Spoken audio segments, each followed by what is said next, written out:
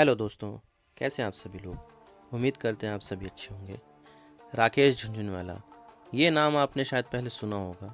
इनको भारत का Warren Buffett भी कहते हैं। इन्होंने कुछ समय पहले एक अल्ट्रा लो कॉस्ट एयरलाइन शुरू करने के लिए घोषणा की थी और इसका नाम आकाशा एयर रखा था।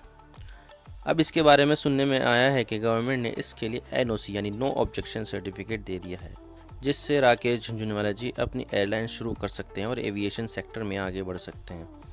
चलिए आज इसके बारे में डिटेल में समझेंगे, लेकिन सबसे पहले हम न्यूज़ आर्टिकल्स देख लेते हैं कि मीडिया इसके बारे में क्या कह रहा है। ये बिजनेस स्टैंडर्ड का आर्टिकल है। Jhunjhunwala backed Akasa Air gets no objection certificate from government. ये हिंदुस्तान टाइम्स का आर्टिकल है। Rakesh Jhunjhunwala backed Akasa Air gets aviation ministry nod. Here is more about the airline. ये the Times of India. Rakesh Jhunjhunwala backed airline Akasa gets NOC launch next summer. ये the NDTV Profit. Rakesh Jhunjhunwala's Akasa Air expects to fly from next year. तो वापस आते हैं अपने topic पर। एक company है एसएनवी एविएशन, जिसको बैक करते हैं राकेश झुनझुनवाला साहब, जिसके द्वारा एक ultra low cost airline Akasa Air planning की जा रही है, जिसका ब्रांड नेम आकाशा होगा। इस एयरलाइन को मिनिस्ट्री ऑफ सिविल एविएशन से अब एनओसी भी मिल चुकी है, जिससे एसएनवी एविएशन आकाशा एयर को लॉन्च करने के लिए अब आगे कदम बढ़ा सकती है। इसके लिए राकेश झुनझुनवाला साहब पीएम मोदी से भी मिल चुके हैं। मीटिंग के बारे में तो पता नहीं क्या बात हुई है, लेकिन राकेश झुनझुनवाला जी की मोदी जी से हुई मीटिंग को आकाशा एयर को एनओसी मिलने से ही जोड़कर देखा जा रहा है। ऐसा कहा जा रहा है कि ये एयरलाइंस अगले साल के समर सीजन में लॉन्च हो सकती है और ये एक अल्ट्रा लो कॉस्ट एयरलाइन की तरह काम करेगी। इसके बारे में मैं आपको बता दूं कि एक अल्ट्रा लो कॉस्ट एयरलाइन वो एयरलाइन होती है जिसकी टिकट बाकी दूसरी एयरलाइन से सस्ते होते हैं। इस एयरलाइन में कई सारे डायरेक्टर्स होंगे, लेकिन सबसे ज़्यादा 40% शेयर्स राकेश झुनझुनवाला साहब के पास ही रहेंगे। राकेश झुनझुनवाला एविएशन इंडस्ट्री में कुछ पुराने लोगों को अपने साथ लाए हैं, जैसे बंद हो चुकी जेट एयरवेज के पुराने सीईओ विनय दुबे और इंडिगो के पूर्व चेयरमैन आदित्य घोष। ऐसा कहा जा रहा है कि इन लोगों को पुराने अनुभवों को ध्यान में रखते हुए ही राकेश झुनझुनवाला जी ने इन्हें आकाशा एयर में लेकर आए, जिससे एयरलाइंस के ऑपरेशंस बहुत स्मूथ तरीके से चल सके। राकेश झुनझुनवाला जी इस एयरलाइन में करीब 35 मिलियन US डॉलर इन्वेस्ट करने वाले हैं और अगले 4 साल में 70 प्लेन्स को भी खरीदने की प्लानिंग कर रहे हैं।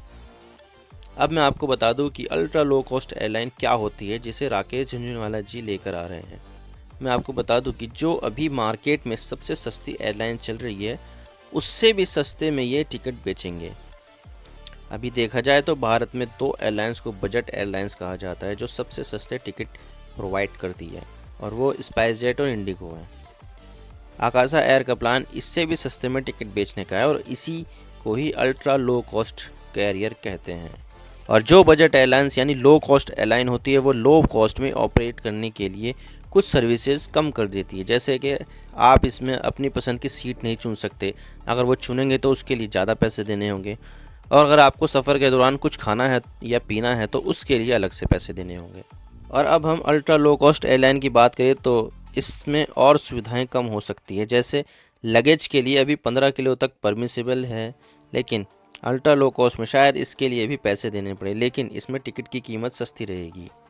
आपको यहाँ पर ये बात भी समझनी होगी कि एविएशन इंडस्ट्री में प्रॉफिट कमाना बहुत ज़रूरी चीज़ होती है, क्योंकि भारत में ही कई सारी एयरलाइंस चलकर बंद हो चुकी है, जैसे जेट एयरवेज और किंगफिशर एयरलाइंस। और एयर इंडिया भी बंद होते होते रह गई और इसको टाटा सन्स ने ख़रीद लिया। प्रॉफिट कमाने के लिए नो फ्रिल्स एयरपोर्ट्स का होना भी ज़रूरी होता है। अब ये नो फ्रिल्स एयरपोर्ट्स क्या होता है, वो मैं आपको बता देता हूँ। नो फ्रिल्स एयरपोर्ट वो एयरपोर्ट होते हैं जहाँ पर लाउंज, एसी, कन्वेयर बेल्ट जिस पे लगेज रखा होता है और दूसरी फैसिलिटीज़ नहीं मिलती है, क्योंकि एयर टिकट के प्राइस में इन सब चीज़ों की कॉस्ट भी जुड़ी रहती है, और अगर ये फैसिलिटीज़ एयरपोर्ट पर नहीं होगी तो इसका कॉस्ट भी टिकट पर नहीं आएगा। लेकिन समस्या ये आती है कि भारत में नो फ्रिल्स एयरपोर्ट्स नहीं हैं। यूरोप में ये अक्सर आपको मिल जाएंगे, लेकिन भारत में नहीं है। इसीलिए कुछ एक्सपर्ट्स का कहना है कि भारत में अल्ट्रा लो कॉस्ट एयरलाइंस का चलना बेहद मुश्किल है। लेकिन कुछ एक्सपर्ट्स का ये भी कहना है कि जैसे जैसे वैक्सीनेशन देश में होता जाएगा, उसी हिसाब से एविएशन सेक्टर भी ग्रो करेगा और इसी चीज़ को देखते हुए राकेश झुनझुनवाला ने भी कहा है कि आने वाले समय में एविएशन सेक्टर में डिमांड बढ़ेगी और कुछ एयरलाइंस के लिए इसमें टिके रहना बहुत मुश्किल हो जाएगा। और अगर हम देखें तो एविएशन सेक्टर को पिछले 2 साल में बहुत नुकसान हुआ है और इसका मुख्य कारण कोविड है। एयरलाइन सेक्टर्स लगातार कर्ज में डूबता जा रहा है और अभी रिसेंटली गो एयर ने अपना नाम चेंज करके गो फर्स्ट रख दिया है और वो अब अपना आईपीओ ला रहे हैं क्योंकि उनके पास पैसे नहीं हैं। अब देखते हैं आकाशा एयर क्या करती है और एविएशन सेक्टर कितना ग्रो करता है, ये तो आने वाला वक्त ही बताएगा। तो ये है अंत इस वीडियो का। वीडियो आपको कैसी लगी है ये कमेंट में बताइए। वीडियो को लाइक कीजिए, शेयर कीजिए। चैनल पर अगर नए हो तो चैनल को ज़रूर सब्सक्राइब कर दीजिए। Thank you for watching. I really appreciate your prestigious time. God bless you all. Now signing off.